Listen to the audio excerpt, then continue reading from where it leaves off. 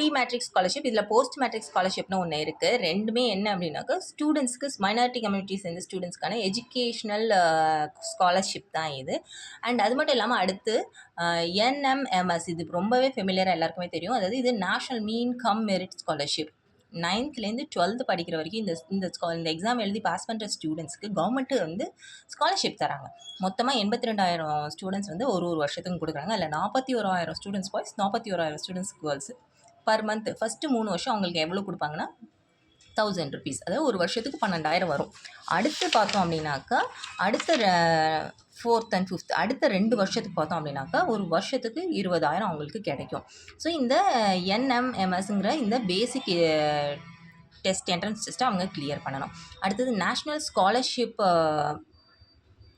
போர்ட்டல்னு இருக்குது, NSP அப்படின்னு சொல்லிட்டு. ஸோ இதில் பார்த்தோம் அப்படின்னாக்கா நிறைய ஸ்காலர்ஷிப்ஸ் கொடுக்குறாங்க. SCs, STs, OBC, economically weaker section, அப்புறம் வந்து minority community, PWD, women students அப்படின்னு சொல்லிட்டு ஏகப்பட்ட ஸ்காலர்ஷிப்ஸ் இந்த போர்ட்டலுக்குள்ளே போனீங்கனாலே ஏகப்பட்ட ஸ்காலர்ஷிப்ஸ் இருக்கும்.